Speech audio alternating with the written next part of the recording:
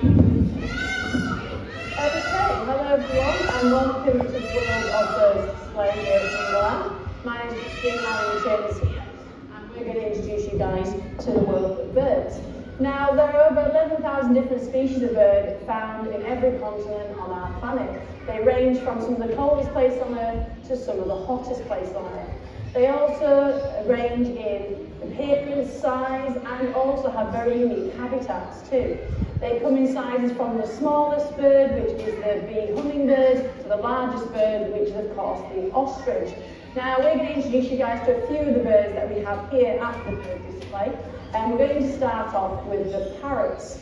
So we're going to introduce you guys to one of our macaws. Now there are 17 different species of macaw, and the one we're going to introduce you guys is to a military macaw, and he's called Paddy. And Paddy is this beautiful bird over here.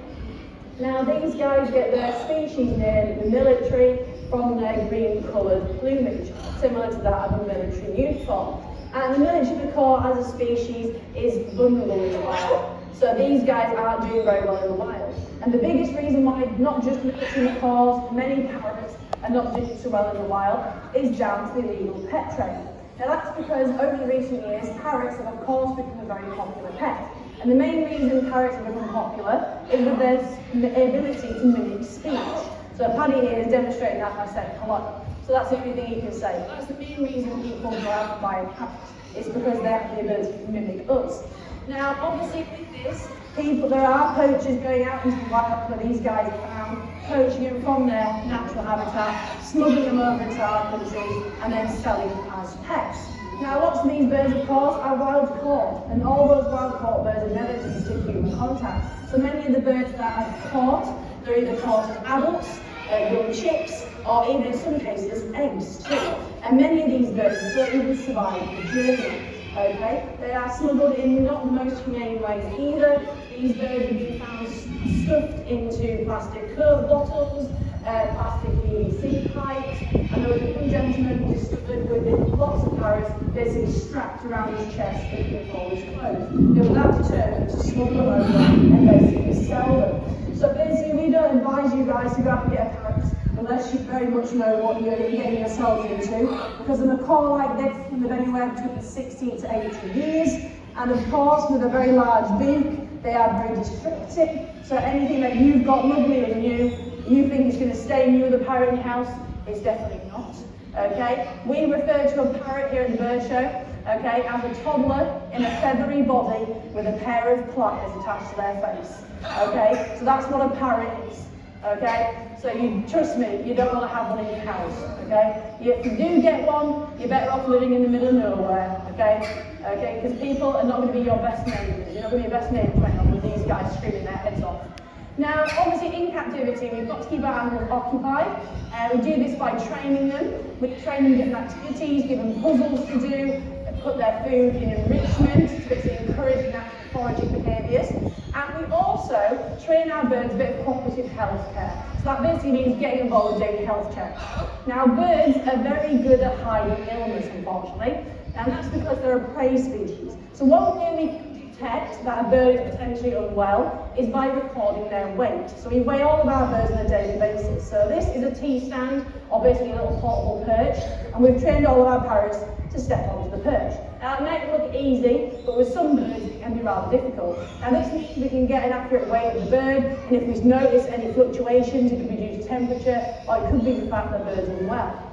Now another useful thing we can use this little portable perch for is to do a bit of nail training. Okay, these birds have got very long nails, they're used for gripping, but they can get overgrown in captivity. So we basically taught our parrots to get involved with their health and nails. So basically, rather than restraining Paddy, like wrapping him in a towel, or in a worse scenario, having the bird put under anaesthetic, which can be very risky for a bird, we have trained him to get involved with his own health care. So rather than me to restrain him, all I do is present my hand, he offers his foot, okay, I can get the nail I want, file it, and then when he lets me do that, he gets a tasty treat. And not only does he do it that side, I can even come over this side, ask for the foot, again, file the nail, he's not bothered, he knows he gets a tasty treat, a well done from me, a round of applause for you guys, so well done.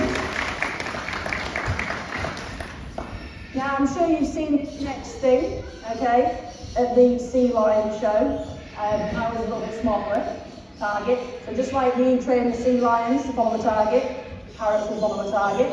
He's supposed to touch it, okay, and then I'll come over here, and he'll come roasting over here. So this is very handy to train the bird to step onto on the T-stand, to get the bird to move around in the aviary, to train it to go into a travel cave if it needs to go to the vets, several things like that.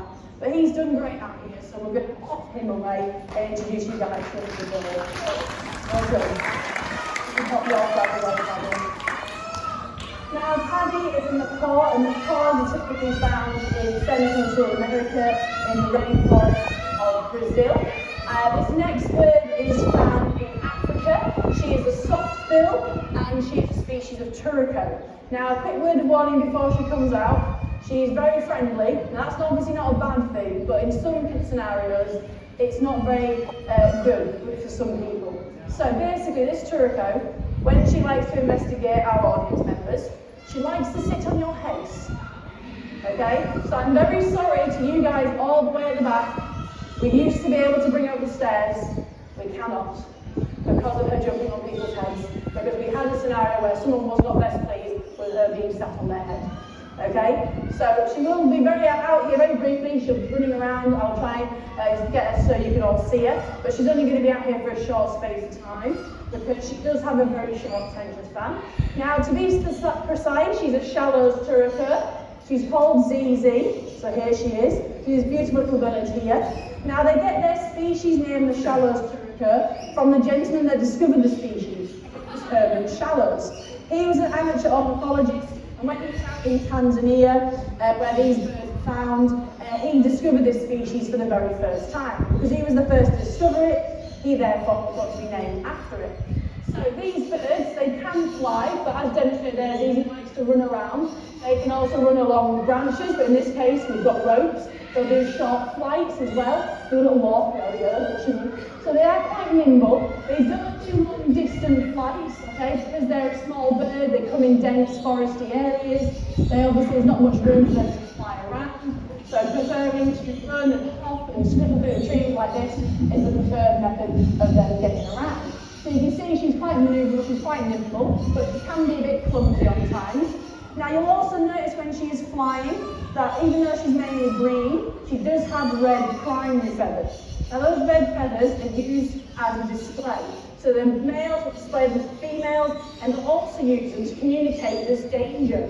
Okay, so that form of communication, they'll flash those red feathers, which can be spotted. It'll alert the other members in their flock there's predators around, and it's also silent, so the predators don't know that they've been spotted, and also the birds can be getting away quickly. Now you'll notice as well those little feathers on her head, they're called a crest. Now despite her being the smallest turaco, or not the smallest, but one of the smallest, she's got the biggest crest. And those feathers, again, are used as communication.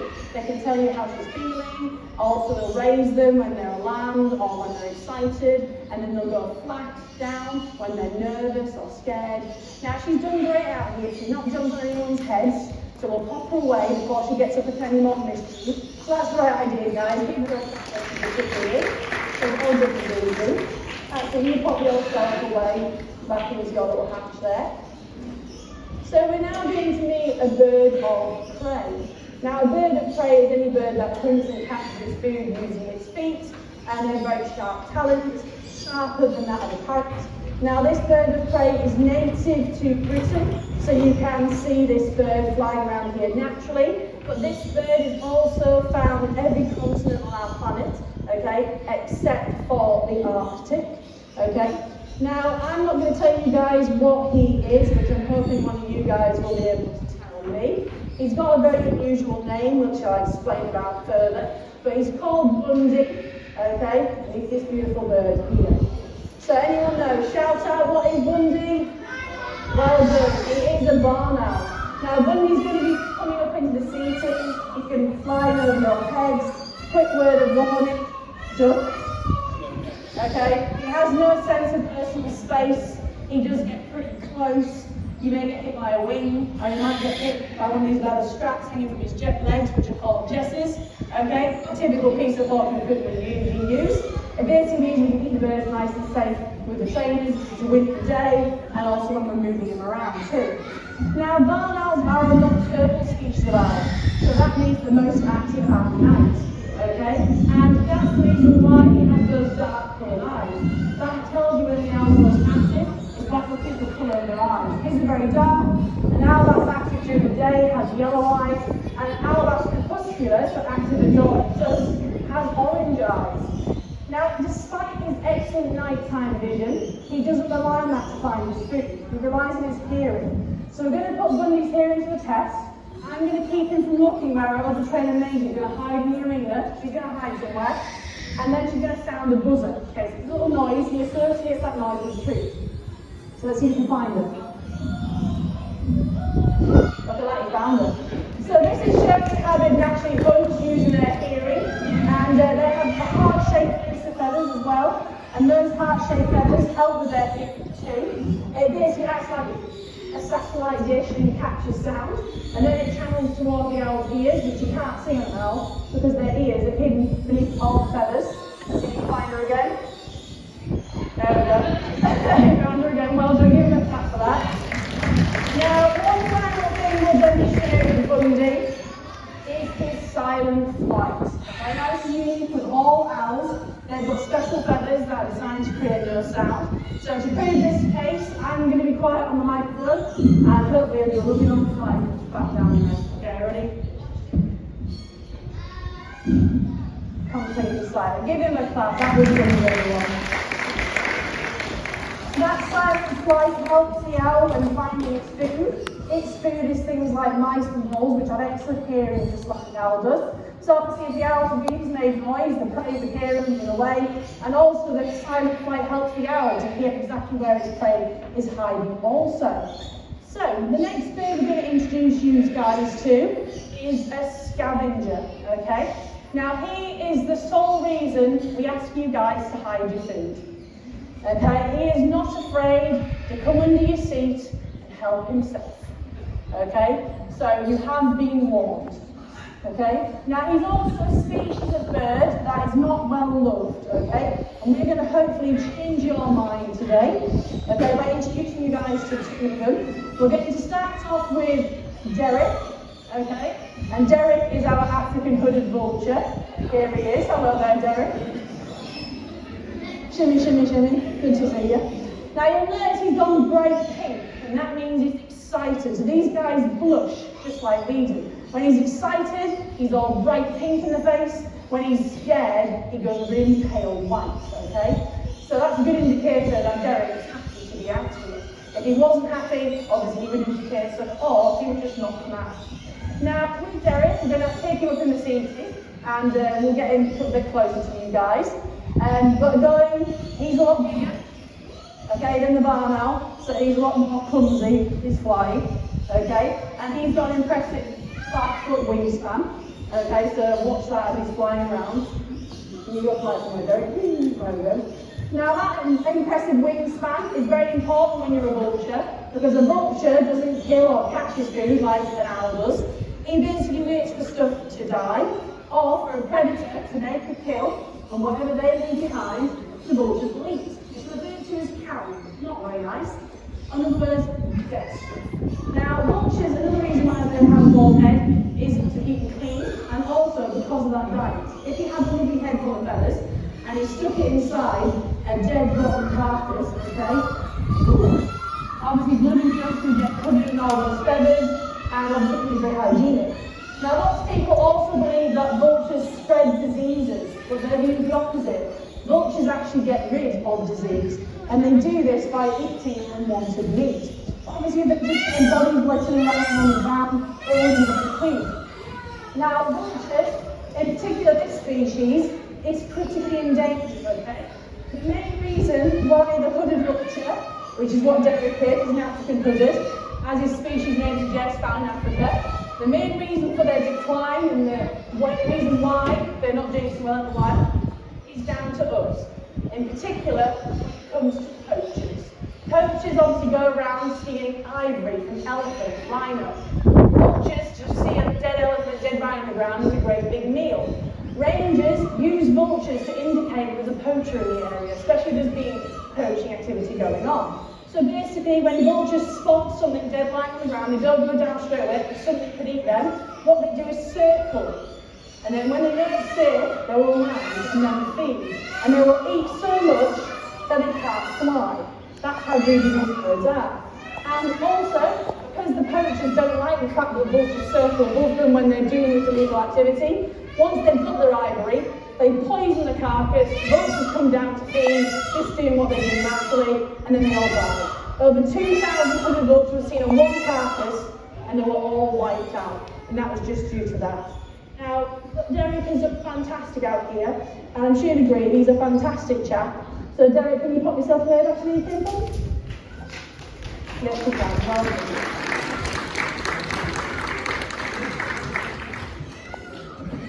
So we're going from a critically endangered vulture to one that is classed as least concern. So we've gone from a vulture that's found in Africa to a vulture that's found in South America. Okay, he's a turkey vulture, getting his species name from his appearance. He does resemble a turkey, sort of, in a sense. He's called Vernon, okay, and Vernon is a very unique vulture, okay, and a bird in general. Now, the turkey vulture doesn't have the biggest of eyes. So if you notice that Vernon here doesn't have very big eyes. Derek had massive eyes. He only has tiny eyes, does Vernon. And that's because, unlike most birds which rely on sight, like the hooded vulture, he spotted dead carcass lying on the ground from a mile away. This guy has better eyesight. And also, because he comes from South America, there's a lot more trees around in that part of the world than there is in Africa, a lot more dense areas, so he's not going to spot a carcass on the ground either. So instead, this bird smells or sniffs out his food. So if you look closely at Vernon, he's got what looks like an absolutely massive nostril, okay? But that is not his nostril. His nostril's under that bit of bone that looks like he has got a big nostril there. And that bit of bone, again, stops food from going up his nose when he's feeding. And these guys can smell a piece of rotten meat from up to a mile away, which is pretty impressive. And also, to put that in perspective, if you guys were sat down at the bottom of the park having a burger or some chips, just think burger probably smell all the way up here in the bird shirt. Okay, so that's how impressive their sense of smell is. And you can see that very massive airspace that they have there. And obviously those large wings, again, are used to trap all their thermals, which is a very cushion warm rising air that occurs naturally, allowing these birds to soar effortlessly for days, even weeks, until they find their next meal, because they never know when it's coming from. Now he's done great out here, so Vernon, can you do one final slide back to me? He's like, come on, get the top out of your left. Come on, we can do it. There we go, very what we're doing to our turkey vulture there. One final bird, and he is the biggest that you're going to see here. He's another bird of prey that we have here. He's also another owl, okay? So we're going to meet our second species of owl, which is a European eagle owl that we have here at the show. As the name suggests, found across mainland Europe. He's called Neo, okay? And Neo is this stunning bird that's going to appear here. Here he is. So as you can see, he is many times bigger than the barn owl. To put it in perspective, this guy weighs 1.9 kilos. The barn owl only weighs 290 grams. Okay, so we weigh our birds daily, so we know how much they weigh. So you can see quite a weight difference. The barn owl feeds on things like rodents, little small items of prey. Sorry about this, guys, it's gonna go. Interesting fact, birds will go to the toilet to make themselves lighter. That's why if you scare a bird, you get pooed on. Okay, because you scare them, they're going to poo, then it means they can take flight quicker. So he was doing that to make himself lighter so he could fly. Now, as I was saying, he eats much larger prey than the barn owl. Anything from rabbits, hares, foxes, if they're particularly hungry, small deer as well, which is pretty impressive. And you'll notice that he's got those little feathers on his head. Now those feathers are just feathers, but lots of people mistake those feathers for Neo's ears. But his ears are on the side of his head just like a barn owl's. And those tufts are a good way of telling us how Neo's feeling. When they're up, he's quite happy, he's quite relaxed. When they go down, it's the opposite, in a bad mood or about to pounce on some prey. Now I'm sure you guys have heard that very common saying of the wise old owl. Okay, now it's not very true in Neo, okay? He's big, he's beautiful, but unfortunately there's not a lot going on upstairs. So Neo, can you put yourself away back into your tower? Neo, the other way. That's it, up we go. Give him a clap for coming out of it, that was Neo. Now that has unfortunately brought us to the end of the display, but we are going to bring out another parrot for you guys to meet. We're going to be bringing out our green wing macaw called Winston. So he's going to come out here and say hi to you guys. So if you've got any questions you'd like to ask about the birds, about Flamingo Land in general, I'll be happy to answer them. Here's the noisy fella himself. So if you've got any questions, I'll be happy to chat with you guys.